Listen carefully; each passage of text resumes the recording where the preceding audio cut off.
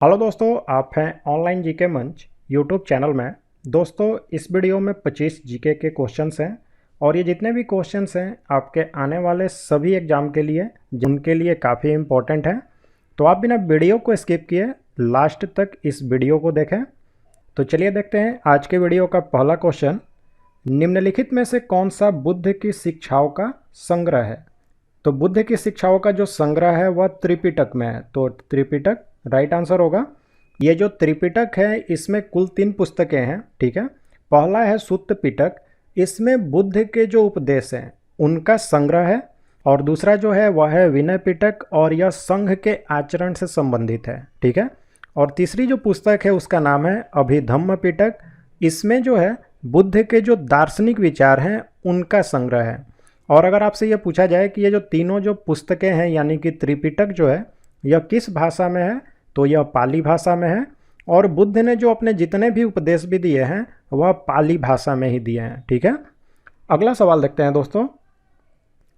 किस वायुमंडलीय परत को मौसमी परिवर्तन के छत के नाम से भी जाना जाता है? तो राइट आंसर है ऑप्शन सी, ट्रोपोपॉज, ठीक है। देखिए, जो ट्रोपोपॉज है यह क्षोभ मंडल जो होती है उसी को अंग्रेजी में हम ट्रोपोस्फियर कहते हैं, इसकी ऊपरी सीमा होती है और इसके बाद से समताप मंडल जो होता है वह शुरू हो जाता है। और ट्रोपोपॉज जो है इसी को हम कहते हैं मौसमी परिवर्तन का छत, ठीक है। और ये जो क्षोभ मंडल है इसकी एक और खूबी है कि मौसम से संबंधित जो भी घटनाएं होती हैं जैसे कि बादल हो गया, बारिश हो गया, धुंध हो गया, ये सारी वायुमंडल के इसी परत में होती हैं, ठीक है। नेक्स्ट क्वेश्चन है, तुर्कान ए चिहलगानी का अंत किसने किया? तो सबसे पहले जाने कि यह तुर्कान ए चिहलगानी क्या था। तो यह 40 गुलाम सरदारों का एक गुट था, ठीक है। और इसका गठन किया गया था इल्तुतमिश के द्वारा, लेकिन इसका जो अंत है वह किया था बलबन ने। तो यहाँ पर पूछ रहा है कि तुर्कान ए चिहलगानी का अंत किसने किया, तो बलबन ने किया। लेकिन अगर आपसे एग्जाम में पूछे कि इसका गठन किसने किया तो वह इल्तुतमिश ने किया, ठीक है। तो दोनों को याद रखना आपको। किस नेता की मृत्यु के बाद तेलुगु भाषियों के लिए एक अलग राज्य आंध्र प्रदेश का गठन हुआ? तो देखिए, ये जो आंध्र प्रदेश है इसका गठन तो हुआ था 1 अक्टूबर 1953 को। यह डेट भी आपको याद रखना है, 1 अक्टूबर 1953 को।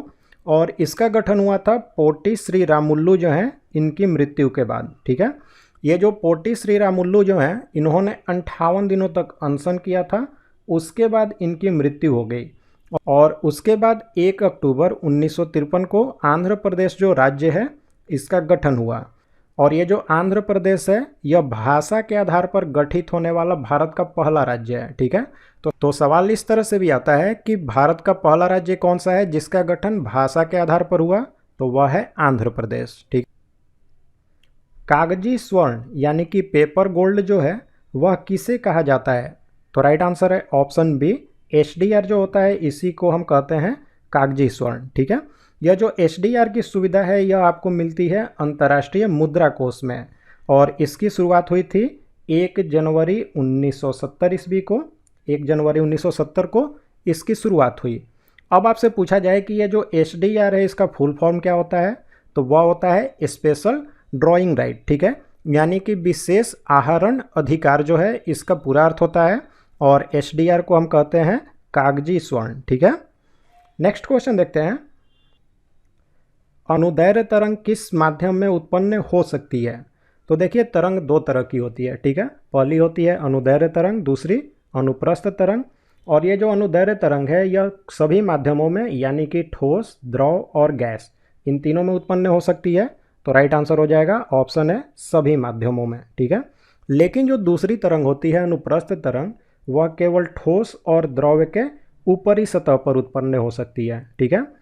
और एक क्वेश्चन यहाँ पर अनुदैर्ध्य तरंग से संबंधित एक इम्पॉर्टेंट क्वेश्चन आता है कि ध्वनि तरंग जो होती है वह किस तरह की तरंग होती है।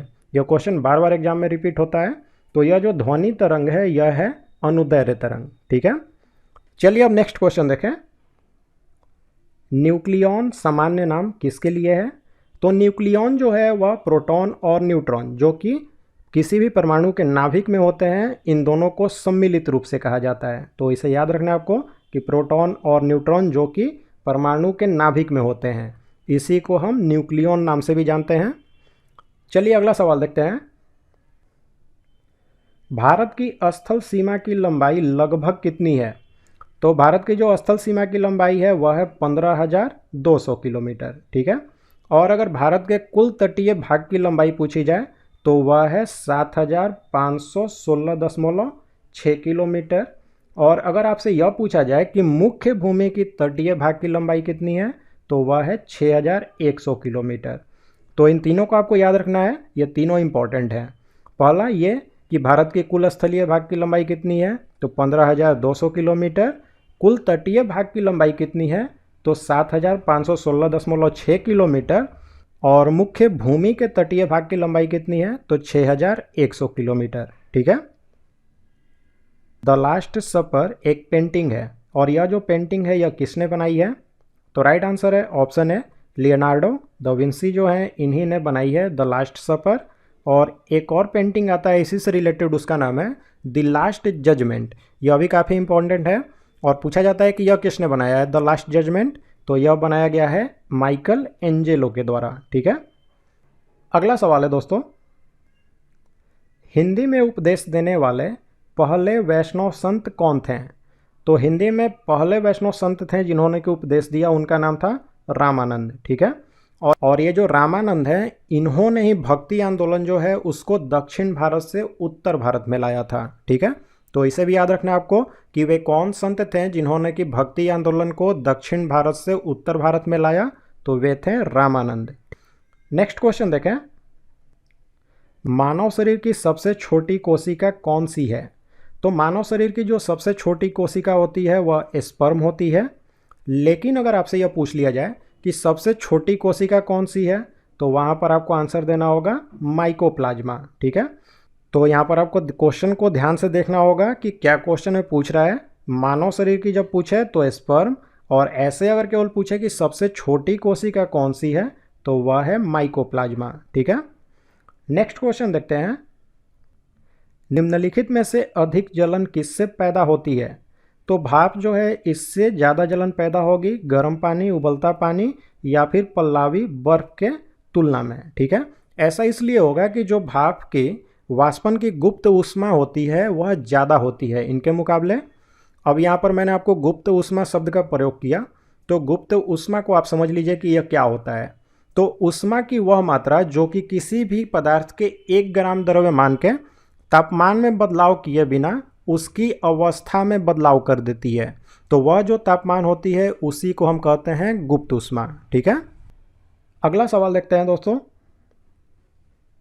सूर्य, चंद्रमा और वे सभी वस्तुएं जो रात के समय आसमान में चमकते हैं क्या कहलाते हैं? तो इन्हें कहा जाता है खगोलीय पिंड, ठीक है। नेक्स्ट क्वेश्चन है, भारतीय संविधान सभा किस योजना के तहत बनी थी? तो राइट आंसर है ऑप्शन डी, कैबिनेट मिशन जो है इसी के तहत भारतीय संविधान सभा जो है इसका गठन किया गया था। यह जो कैबिनेट मिशन है इसके अनुसार जुलाई 1946 में, किस वर्ष? तो 1946 में संविधान सभा का गठन हुआ था, ठीक है। और ये जो कैबिनेट मिशन है इसमें कुल 3 सदस्य थे। वे 3 सदस्य थे, उनका नाम था sir Stafford Cripps, Lord Pethick Lawrence और एवी एलेक्जेंडर। तो इसे भी याद रखें आप। ग्रहण के दौरान पड़ने वाली छाया का सबसे काला भाग क्या कहलाता है? तो राइट आंसर है ऑप्शन डी, प्रच्छाया, या फिर इसे अम्बरा कहते हैं, ठीक है। नेक्स्ट क्वेश्चन देखते हैं, सिख गुरु हरिकिशन के उत्तराधिकारी कौन थे? तो ये जो सिख गुरु हरिकिशन हुए इनके उत्तराधिकारी थे गुरु तेग बहादुर, ठीक है। तो ऑप्शन है राइट आंसर होगा। अगला सवाल देखते हैं, बिजली बल्ब में क्या भरा होता है? यानी कि बिजली का जो बल्ब होता है इसमें कौन सी गैस भरी होती है? तो जो बिजली का बल्ब होता है इसमें मुख्य रूप से भरा होता है आर्गन, ठीक है। ये जो आर्गन है यह 97% की मात्रा में भरी हुई होती है, और एक दूसरी गैस भी भरी हुई होती है जो कि नाइट्रोजन है, इसकी प्रतिशत मात्रा होती है 3%, ठीक है। अगला सवाल देखें, EEG यानी कि इलेक्ट्रो इंसेफेलोग्राफी जो है इसका प्रयोग किसकी गतिविधि यानी कि किसकी जांच करने के लिए किया जाता है? तो राइट आंसर है ऑप्शन सी, मस्तिष्क जो होती है इसी की जांच के लिए यह जो EEG है इसका प्रयोग होता है। ठीक है, अगला सवाल देखते हैं। महान विभाजक श्रेणी किस महाद्वीप में स्थित है? तो ये जो महान विभाजक श्रेणी है यह स्थित है ऑस्ट्रेलिया महाद्वीप में। ठीक है, तो ऑप्शन डी राइट आंसर है। अगला सवाल देखते हैं। संयुक्त राष्ट्र सुरक्षा परिषद में अस्थायी सदस्यों का कार्यकाल कितना होता है? तो देखिए, ये जो संयुक्त राष्ट्र सुरक्षा परिषद है इसमें कुल 15 सदस्य होते हैं। ठीक है, इस 15 सदस्य में से जो 5 सदस्य हैं यह अस्थायी सदस्य होते हैं और 10 जो सदस्य हैं यह अस्थायी हैं। ठीक है, और जो अस्थायी सदस्य हैं यह हर 2 वर्ष के लिए चुने जाते हैं। तो राइट आंसर होगा ऑप्शन बी 2 वर्ष। और ये जो अस्थायी सदस्य हैं ये कभी नहीं हटते हैं। ठीक है, और ये जो 5 अस्थायी सदस्य हैं इनका नाम है अमेरिका, रूस, चीन, ब्रिटेन और फ्रांस। ठीक है, चलिए अब अगला सवाल देखते हैं दोस्तों। चंदन के पेड़ों के लिए किस प्रकार का जंगल उपयुक्त होता है? तो चंदन के पेड़ों के लिए जो सबसे उपयुक्त जंगल है वह होता है उष्णकटिबंधीय पर्णपाती वन। ठीक है, और चंदन से रिलेटेड एक और क्वेश्चन एग्जाम में आता है कि भारत में चंदन के जो पेड़ हैं यह मुख्य रूप से किस राज्य में पाए जाते हैं? तो यह कर्नाटक में पाए जाते हैं। ठीक है, तो इसे भी आपको ध्यान में रखना है। अगला सवाल देखते हैं। वृद्धि वलय किसकी क्रिया से बनते हैं? तो ये जो वृद्धि वलय हैं यह पेड़ों में बनते हैं। ठीक है, और यह बनते हैं कैम्बियम से। ठीक है, तो ऑप्शन है कैम्बियम राइट आंसर होगा। और यहाँ पर ये जो जाइलम दिया है इसका काम यह है पेड़ों में कि यह जड़ से जो अवशोषित जल और खनिज होते हैं यह इसको पौधों के दूसरों भागों में पहुँचाता है। और जो फ्लोएम होता है इसका काम है कि प्रकाश संश्लेषण की क्रिया से पौधे जब खाना अपना बना लेते हैं यानी कि कार्बोहाइड्रेट का निर्माण कर लेते हैं तो उस कार्बोहाइड्रेट को ये फ्लोएम पौधे के अन्य भागों में पहुंचाता है। ठीक है, तो इन तीनों को याद रखना आपको, ये तीनों बहुत ही इंपॉर्टेंट हैं और इससे काफ़ी ज़्यादा क्वेश्चन आपके एग्जाम में आते हैं। ठीक है, नेक्स्ट क्वेश्चन देखें। केंद्रीय मंत्री परिषद का उत्तरदायित्व होता है? तो ये जो केंद्रीय मंत्री परिषद है यह सामूहिक रूप से लोकसभा जो है इसके प्रति उत्तरदायी होती है। ठीक है, केंद्रीय मंत्री परिषद किसके प्रति उत्तरदायी होती है? तो लोकसभा के प्रति। ठीक है, नेक्स्ट क्वेश्चन है दोस्तों। भारत में ज्ञानपीठ पुरस्कार पाने वाली पहली महिला कौन थी? तो उस पहली महिला का नाम था आशा पूर्णा देवी। ठीक है, और अगर आपसे पूछे कि भारत में ज्ञानपीठ पुरस्कार पाने वाले पहले व्यक्ति कौन थे तो वह थे जी शंकर कुरूप। तो इसको भी आपको याद रखना है साथ में। ठीक है, अगला सवाल देखते हैं। WHO यानी कि वर्ल्ड हेल्थ ऑर्गेनाइजेशन जो है इसका मुख्यालय कहाँ पर स्थित है? तो वर्ल्ड हेल्थ ऑर्गेनाइजेशन का जो मुख्यालय है वह स्थित है जेनेवा, जो कि स्विट्जरलैंड में है, वहीं पर स्थित है। अगर आपसे सवाल पूछा जाए कि WHO जो है इसकी स्थापना कब हुई तो इसकी स्थापना हुई थी 7 अप्रैल 1948 को। तो साथ में इसे भी याद रखें। ठीक है, तो दोस्तों यहाँ पर हमने आपको जीके के कुछ इंपॉर्टेंट सवाल बताएं। तो अब आप लाइक कमेंट करके हमें ज़रूर बताएं कि आपको ये वीडियो कैसा लगा और ज़्यादा से ज़्यादा अपने दोस्तों के साथ इस वीडियो को शेयर करें। और इसी तरह के जीके के इंपॉर्टेंट वीडियो को देखने के लिए हमारे चैनल को सब्सक्राइब कर लें और जो बेल बटन का आइकन है उसे भी दबा दें, जिससे कोई भी नई वीडियो जो है वो आपसे मिस नहीं होगी और इनकी जानकारी आपको नोटिफिकेशन से मिलती रहेगी।